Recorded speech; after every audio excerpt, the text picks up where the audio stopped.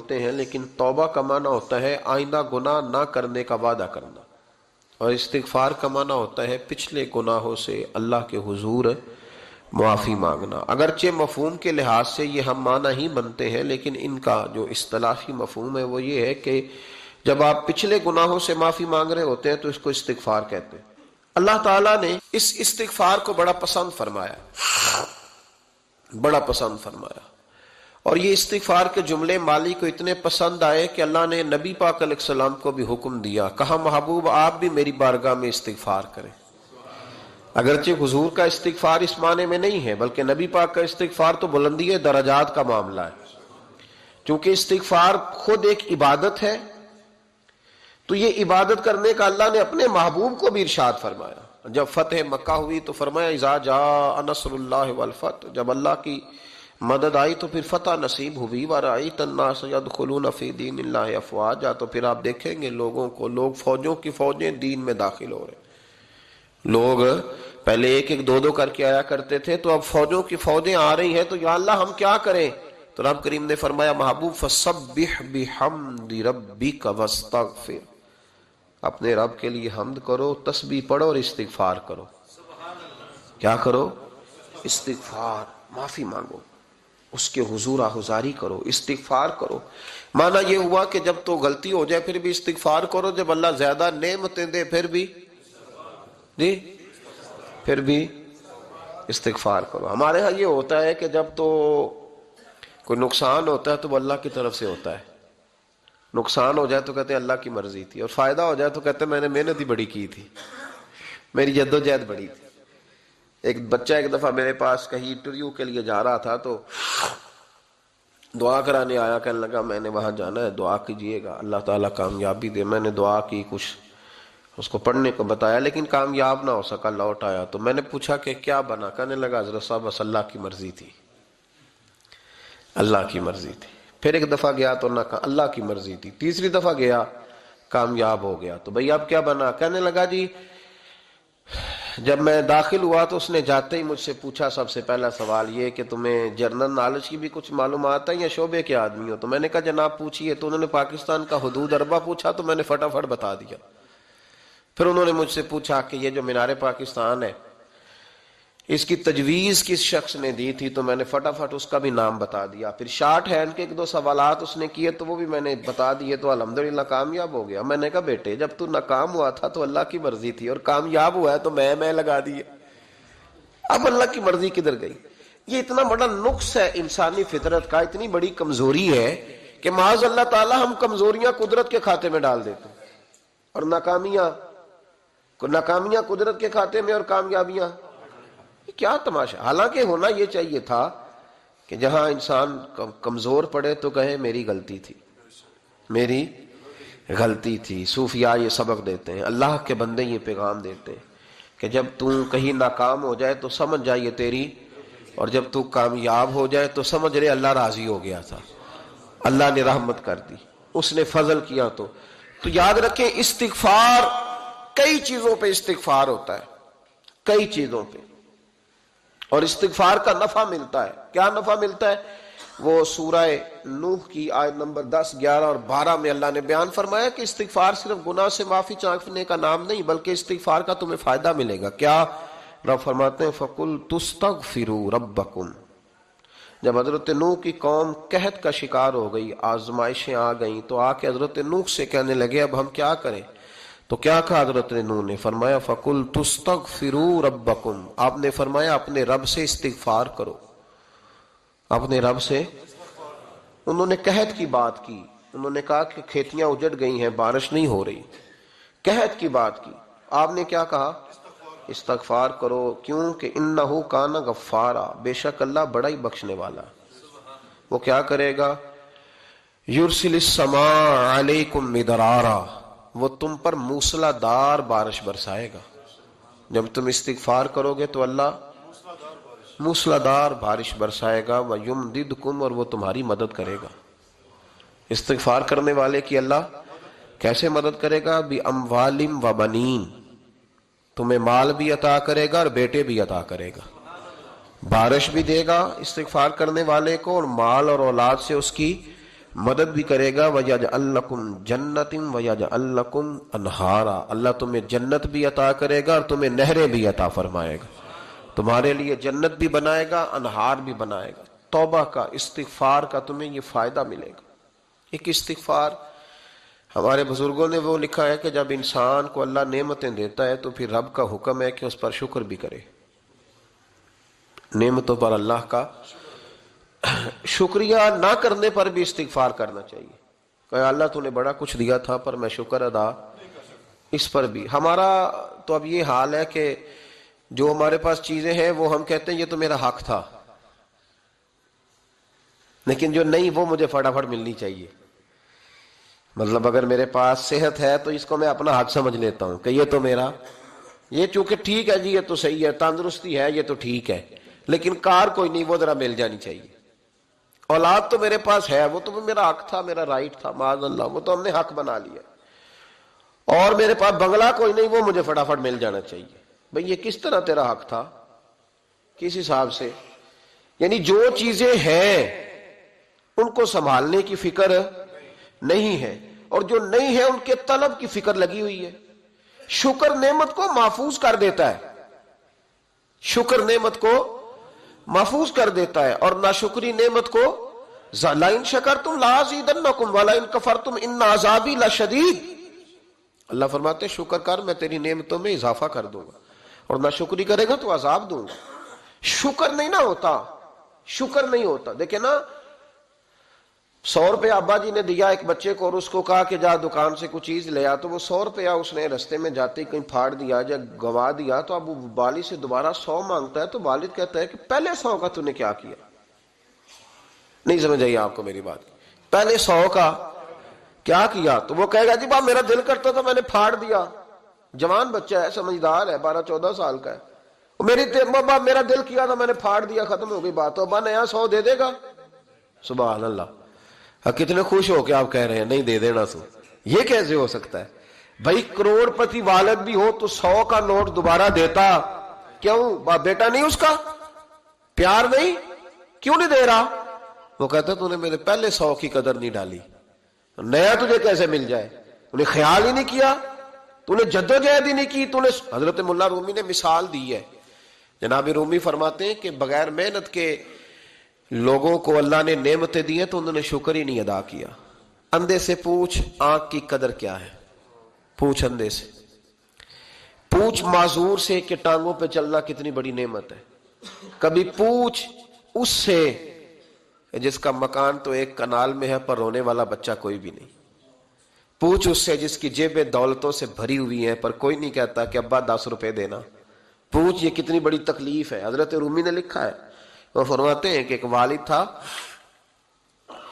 تو اس نے بڑی دولت کمائی تھی, تو اس کا بیٹا بے دریغ ہی اڑاتا رہتا تھا. کبھی ادھر پیسے بھگا دیے, کمائے نہیں تھے نا, محنت نہیں نہ کی تھی, کمائے نہیں تھے. والد بڑا سمجھاتا تھا پر سمجھ نہیں آتی تھی. ایک دن اس کے ابا کے ذہن میں ایک بات آئی, وہ کہنے لگا بیٹے یار میں کنگال ہو گیا ہوں, اچانک حالات خراب ہو گئے, ایک آنا مجھے چاہیے, دوائی خریدنی ہے, کہیں سے لے کے آؤ. اس نے کہا ابا مسئلہ ہی کوئی نہیں, یار ہی بڑے ہیں, بہت سارے لوگوں کے ساتھ رات میں جاتا ہوں روٹی کھانے ہوٹل میں, کئی ہیں جو میرا انتظار کر رہے ہوتے ہیں, فیس بک والے اور جناب وہ سیلفی والے بڑے سارے ہیں جو کہتے ہیں تیرے بغیر گزارا ہی نہیں.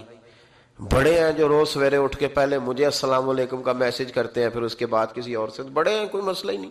ایک کے پاس گیا, ایک آنا چاہیے, اس نے دے دیا, لا کے ابا کو دیا. تو ابا گھر کے اندر جو امیر لوگ ہوتے تھے گھر میں کنواں کھدوا لیتے تھے. ابا کنویں کے کنارے بیٹھا تھا, جب بیٹے نے آنا لا کے رکھا تو اس نے پانی میں پھینک دیا. اگلی صبح پھر کہا بیٹے ایک آنے کی ضرورت ہے, دوا خریدنی ہے. اس نے کہا مل جائے گا. 2 4 5 دوست ابھی ہیں بڑے مالدار, ان سے جا کے کہا, ایک سے آنا لایا, ابے نے پھر پھینک دیا, تیسرے دن بھی پھینک دیا, چوتھے دن بھی. یار اب ختم ہو گئے. کچھ آہستہ آہستہ دوستوں کو پتہ چل گیا کہ کنگال ہو گیا ہے, خبر پھیل جاتی ہے نا, اب بھوکا ہو گیا ہے. اب آہستہ آہستہ موبائل بند ہونے لگے, آہستہ آہستہ جو ہے وہ نمبر بلاک ہونے لگا, حالات بگڑ گئے. اب جب اسے پتا تھا کہ یار تو اب دروازہ کھٹکھٹاتا ہوں تو کہتے ہیں کہ اسے کہہ دو میں گھر نہیں, ابا نے تو آنا مانگنا ہے, اور میں بے دریغ دولت ابا کی اڑاتا رہا ہوں, اب یہ بھی نہیں کہہ سکتا کہ مجھے دیتا کوئی نہیں. شہر سے باہر نکل گیا, سارا دن مزدوری کی, جد و جہد کی، کبھی کام کیا نہیں تھا، ہاتھوں پہ چھالے پڑ گئے.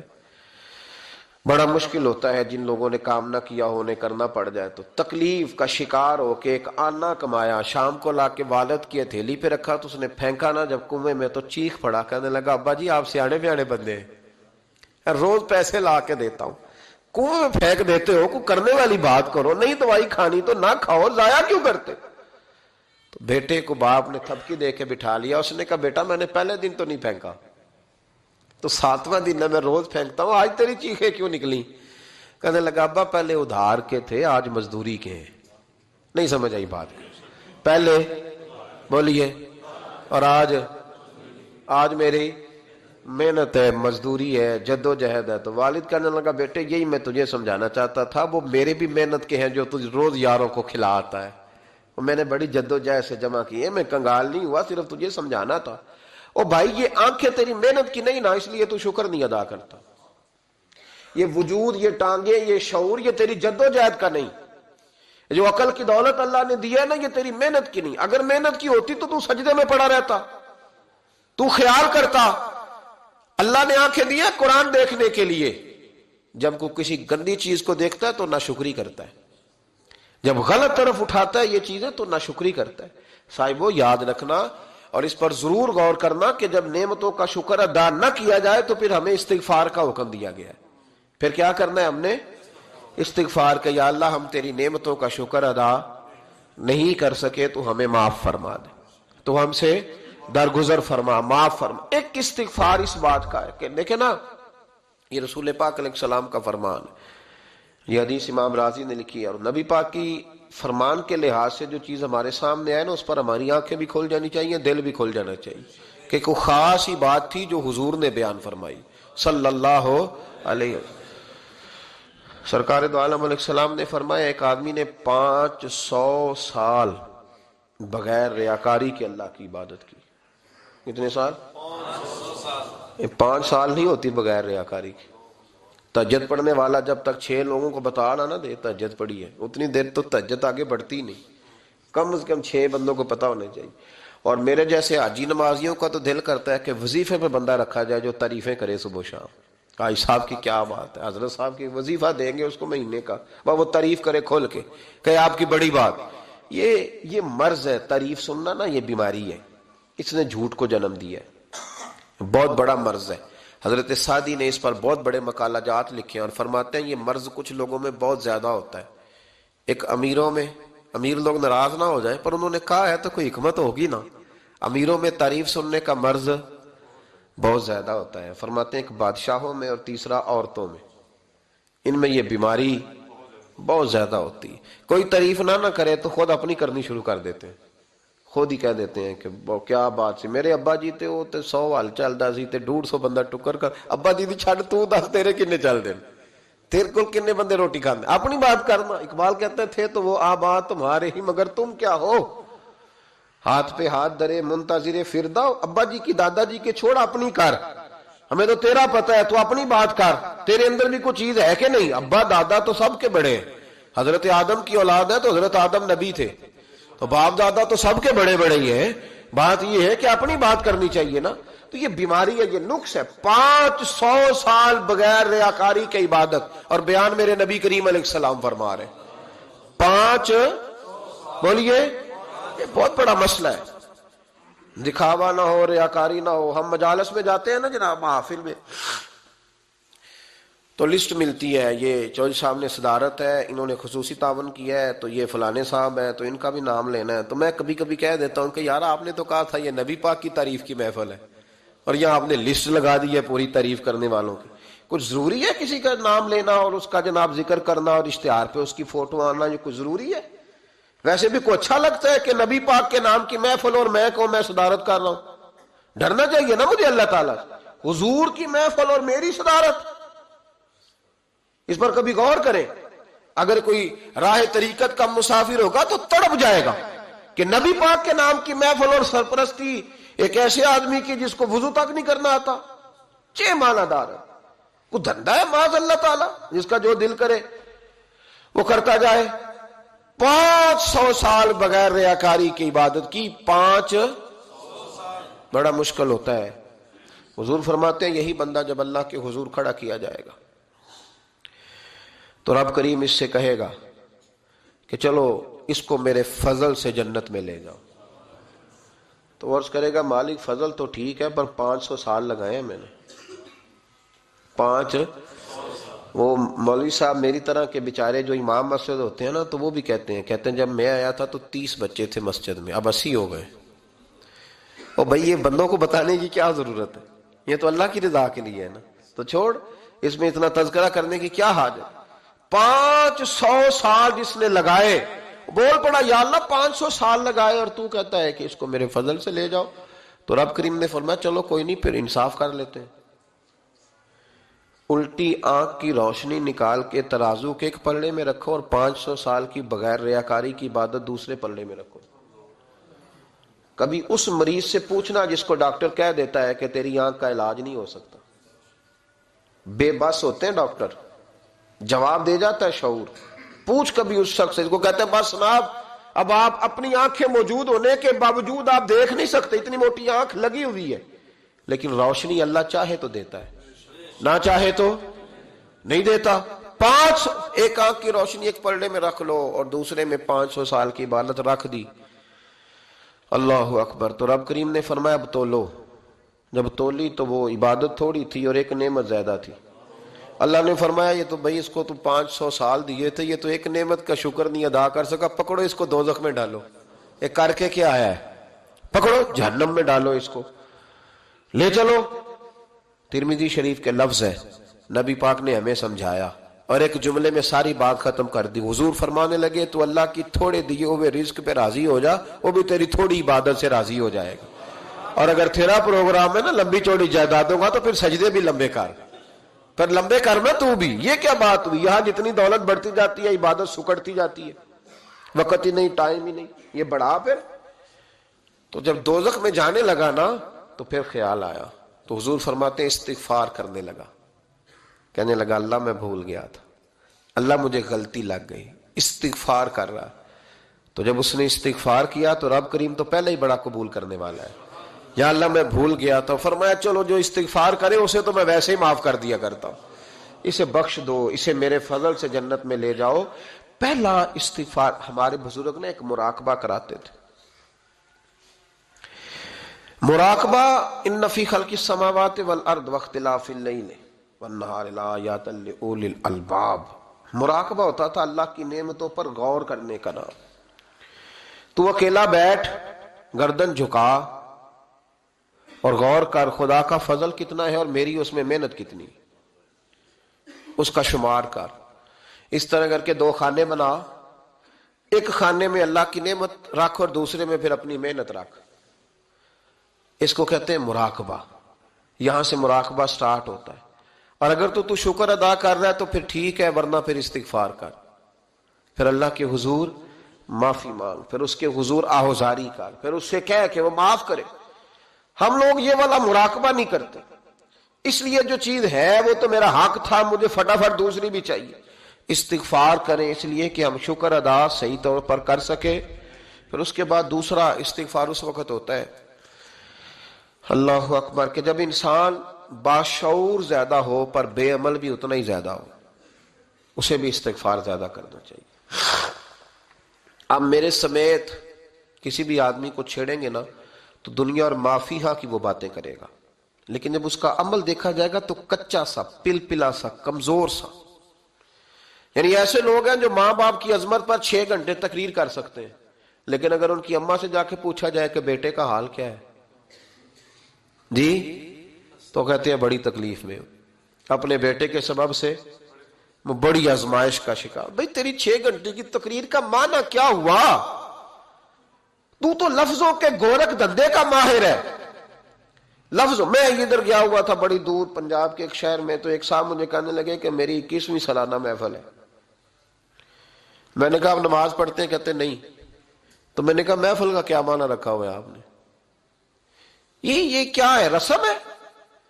فلاں بہت بڑے عالم کو میں نے بلایا، فلاں کو بھی بلایا، فلاں نعت خامی. یہ کیا ہے؟ اگر تو نمازی نہیں آج تک، اس کو کیا سمجھتا ہے تو؟ میرے بھی فلاں بزرگ سے بھی تعلقات ہے، تو نے کیا حاصل کیا ان سے؟ تعلقات کا کیا مطلب ہوتا ہے؟ فوٹو آتی ہے ساتھ، اخباروں میں تصویر لگ گئی، فیس بک پہ آ گیا کہ میں ان سے ملا ہوں، اتنا تعلق ہے؟ یہاں تو بھائی خوشبو کے قریب سے بندہ گزر جائے تو خوشبو آنے لگ جاتی ہے۔ تو نے پایا کیا؟ شعور ہونا اور عمل نہ ہونا بہت بڑی مصیبت ہے۔ اس سے اللہ کی بارگاہ میں استغفار کرنا چاہیے۔ یعنی انسان کو عقل ہو، پتہ ہو، خبر ہو، پر اس کے پاس دھیلے کا عمل نہ ہو۔ اس کو 3400 حدیث آتی ہو کہ نماز نہ پڑھنے والے کی سزا یہ ہے، پھر بھی نہ پڑھے تو سزا ہے کہ نہیں اللہ کی طرف سے؟ حضرت رومی رحمت اللہ علیہ فرمایا کرتے تھے بہت سارے بندوں کو اللہ سارا کچھ دیتا ہے، مسجد آنے کی توفیق نہیں دیتا، معنی یہ ہے کہ اللہ ان سے ناراض ہے۔ وہ کہتے ہیں کہ میں بڑا سمارٹ ہوں۔ تو عقل ہونا اور عمل نہ ہونا، اس پر بھی استغفار کرنا چاہیے۔ شعور ہو اور انسان کو عمل کی توفیق۔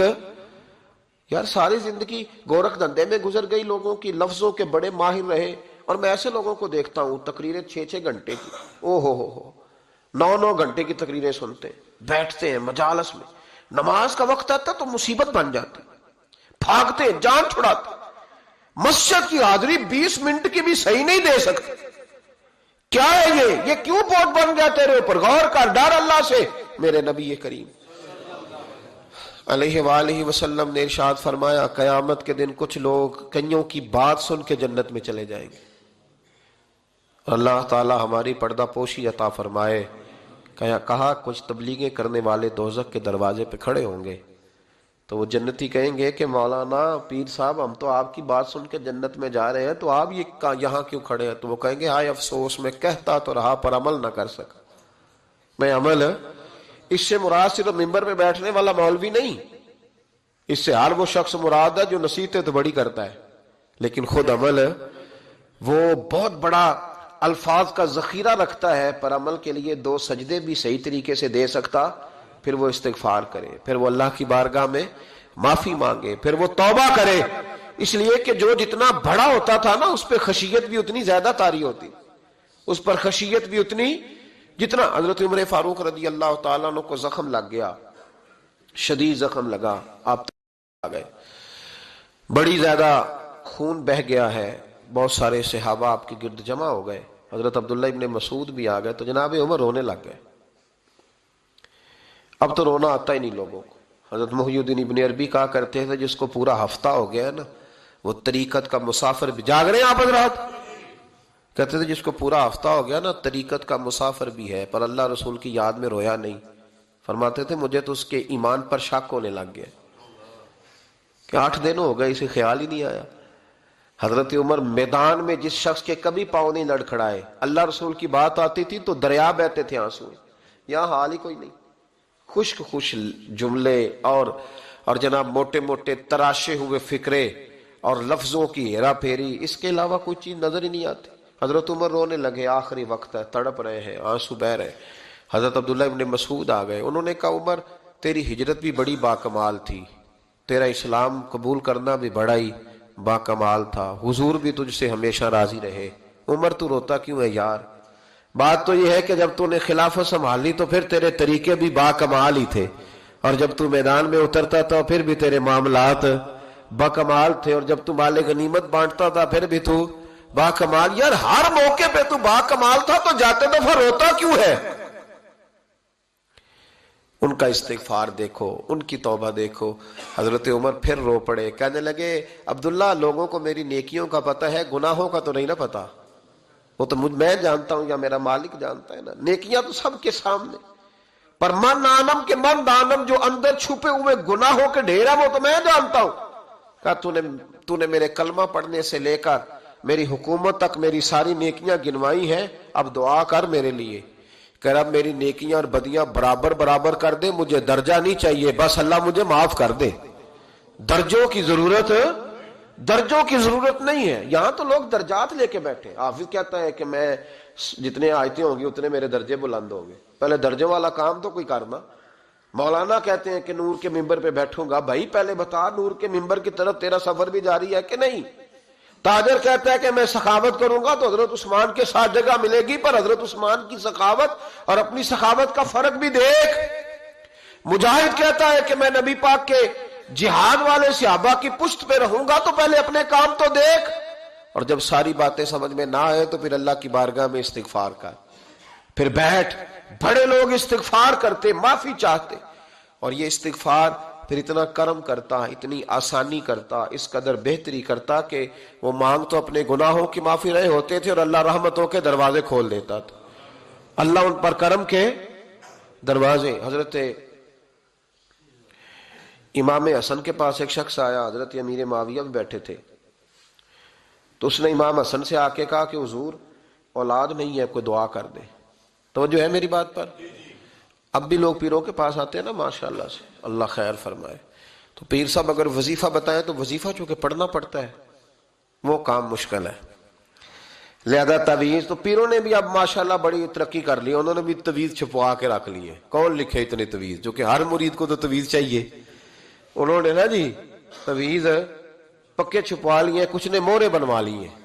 دیکھتا رہتا ہوں، میرا شعبہ ہے نا، میں دیکھتا رہتا ہوں کہ مور لگائی، اس کو باندھا، اللہ خیر کرے گا۔ تو اب وہ نفسیاتی معاملہ ہے، ظاہر ہے 100 بندہ تعویذ لے کے گیا ہے تو 1.5 کو تو فرق پڑے گا ہی نا بیچ میں سے، تو جس کو فرق پڑ گیا اس کا فیس بک پہ دے دیا کہ یہ میری کرامت ہے جی، تو جس کا نہ پڑا جی جڑے محرم راز حقیقت دے او تے راز حقیقت کھول دے ہی نہیں، اے جنہ ویکھیا نہیں او کرن گلاں، جنہ ویکھ لیا او تے بول دے ہی نہیں۔ ہمارے ایک حضرت تھے تو ان کے پاس ہم بیٹھے تھے، نیک آدمی، تو تعویذ دیا تو مرید کہنے لگا حضور دوبارہ کب آؤں؟ کہنے لگے فرق پڑ گیا تو آ جانا، نہیں تو کہیں اور چلے جانا۔ اس لیے کہ شیخ عبدالعزیز دباغ رحمت اللہ علیہ کے ایک مرید نے کہیں تنقید کر دی تھوڑی سی، یہ لفظ بس نا بہت بڑے ہیں، ان کی میں تشریح نہیں کروں گا، جتنے جملے اتنی بات کر کے بیت جاؤں گا، ان کی تشریح نہیں ہو سکتی، یہ ان کی توضیح نہیں ہو سکتی، کچھ تفصیل نہیں ان کی ہو سکتی، یہ جملے بڑے، میں کوئی تشریح نہیں کروں گا۔ اس نے کہا کہ حضور فلاں فلاں فلاں فلاں جگہ مجھے پریشانی ہے آپ کے حوالے سے، تو آپ فرمانے لگے میں نے کون سا باندھا ہوا ہے، نہیں سمجھ میں بات آتی تو کہیں اور چلا جا، باندھ کے رکھا نہیں، دروازے کھلے ہوئے ہیں، کہیں اور چلا جا، ختم ہو گئی بات، تنقید کرنے کی ضرورت چھٹی۔ اس لیے کہ وہ لوگ بت نہیں بناتے تھے کہ بس ادھر ہی پوجا کرنی ہے کہ کہیں اور نہیں جانا، یہ چھوڑے، ہے نا ہمارے چکر چلا ہوا، میرے علاوہ کہیں اور نہ جانا۔ شیخ عبد الوہاب شرونی فرمایا کرتے تھے یہ تو نقص ہے تیرے اندر کا، یہ تو تیرے اندر کا نقص ہے، اگر تو قابل ہوتا تو کہتا جا سنگیا سارا زمانہ دیکھا، اگر کوئی میرے جیسا ملا تو چلا جانا، اور اگر میری طرح کا نہ ملا تو پھر کہیں اور جا دیکھا سارا۔ او بھائیو کیا چکر ہے، وظائف لوگ پوچھتے تھے تو ان پہ عمل کرتے تھے، وہ چیزیں فائدہ دیتی۔ حضرت امام حسن سے آ کے وظیفہ پوچھا، اس شخص نے کہا حضور اولاد کوئی نہیں تو وظیفہ بتائے، تو آپ نے فرمایا استغفار پڑھا کر، کیا کر؟ اس نے کہا ٹھیک ہے، تو حضور پھر میں دوبارہ کب آؤں؟ تو امام حسن کہنے لگے بے اولاد ہے نا تو، استغفار کا وظیفہ بتایا نا؟ کہا ہاں۔ فرمانے لگے اب اس وقت آنا جب اللہ تجھے 10 بیٹے عطا کرے گا۔ کتنے؟ 2 4 نہیں، 10 ہی کہہ دیے۔ تو حضرت امیر معاویہ رضی اللہ تعالیٰ دیکھا، کہنے لگے حسن اتنا بڑا دعویٰ؟ آپ فرمانے لگے میں نے کہہ دیا نا تو اللہ فضل کرے گا، ہاں ہاں اللہ خیر کرے گا، خیر ہو جائے گی۔ وہ شخص کئی سالوں کے بعد آیا، کئی سالوں کے بعد، تو حضرت امیر معاویہ کو بھی ساتھ لایا، کہنے لگا حضور اللہ کے فضل سے اللہ نے 10 بیٹے عطا فرمائے، پورے 10 ہی اللہ نے دیے۔ تو حضرت امیر معاویہ کہنے لگے جناب بات تو آپ کی سچی ہو گئی، پر مجھے بھی بتائیں یہ وظیفہ کہاں سے لیا؟ فرمانے لگے قرآن پاک سے، سورہ نوح کی 10 11 12 آیت پڑھو، اللہ فرماتے تم استغفار پڑھو میں تمہاری بیٹوں سے بھی مدد کروں گا، مالوں سے بھی مدد کروں گا۔ تو میں نے استغفار بتائی تھی اور قرآن میرے اللہ کا ہے، رب کا وعدہ جھوٹا ہو سکتا؟ فرمایا 10 بیٹے ملنے تھے، میں نے کہہ جو دیا تھا۔ وہ میرے بھائیوں یاد رکھے استغفار اللہ کی رحمت نازل کرتا، ایک ہوتا ہے خوف، ایک ہوتی ہے خشیت۔ خوف والے لوگ توبہ کرتے ہیں، خشیت والے استغفار کرتے ہیں۔ ایک ہوتا ہے خوف، ایک ہوتی ہے خشیت والے استغفار کرتے ہیں۔ نبی کریم علیہ السلام نے فرمایا میں دن میں 100 مرتبہ استغفار کرتا ہوں، دن میں۔ توبہ والا کہتا ہے کہ میں بھول گیا تھا مجھے معافی مل جائے، اور خشیت والا کہتا ہے میرا یار ناراض نہ ہو جائے، وہ استغفار ہی کرتا رہتا ہے، وہ معافی حضرت رومی نے مثال دی ہے، فرماتے ایک عورت تھی تو بھیک مانگا کرتی تھی، ایک دن بادشاہ کے دروازے پہ بھیک مانگنے گئی تو بادشاہ کو پسند آ گئی، اس نے نکاح کر لیا. 20 کنیزائیں اس بی بی کے پاس تھی خدمت کرنے کے لیے، روٹی دینے کے لیے، کپڑا دینے کے لیے، لیکن وہ ہر وقت روتی رہتی تھی، ہر وقت روتی. ایک سمجھدار کنیز کہنے لگی کہ ملکہ اب تیرا درجہ بہت بڑا ہے، تو ہر وقت روتی رہتی ہے، معافیاں ہی مانگتی رہتی ہے ہر وقت، کون سی ایسی نعمت ہے جو تیرے پاس نہیں؟ تو وہ کہنے لگی اس لیے تو روتی ہوں. کیا مانا؟ کہنے لگی اس لیے روتی ہوں کہ میں اس قابل نہیں تھی جو مجھے مل گیا، کہیں میرے سر کا سائیں ناراض نہ ہو جائے، وہ کہیں بگڑ نہ جائے. مجھے پتا ہے کہ میں کیا تھی اور مجھے کہاں تک پہنچا دیا. میں روتی اس لیے ہوں کہ کبھی کہیں وہ ناراض. حضرت عمر اس لیے روتے تھے کہ کہیں مصطفیٰ ناراض نہ ہو جائے. حضرت ابو بکر اس لیے تڑپتے تھے کہ کہیں اللہ کا فضل روٹھ نہ جائے. یہ جو مولا علی اپنے کمرے میں بیٹھ کے زور زور سے استغفار پڑھتے تو اس لیے نہیں کہ بڑے پاپ تھے جن کی معاذ اللہ معافی مانگتے تھے، اس لیے کہ رب رسول کہیں ناراض نہ ہو. خشیت تھی کہ جہاں ہم پہنچے ہوئے کہیں وہاں سے واپس.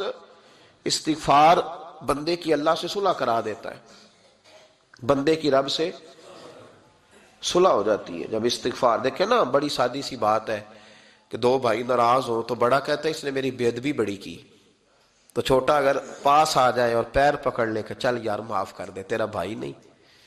پتہ کیا ہوتا ہے؟ صرف معافی نہیں ملتی.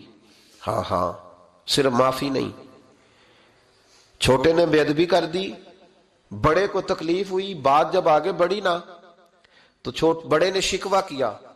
جب لوگوں نے چھوٹے کو سمجھایا تو چھوٹا جب معافی مانگتا، ادھر دیکھو میری طرف، جب چھوٹا معافی مانگتا ہے نا اٹھ کے جاتا ہے اور بڑے کے پیر پکڑتا ہے تو نرا معاف نہیں کرتا، بڑا رو بھی پڑتا ہے، بڑا رو بھی پڑتا ہے.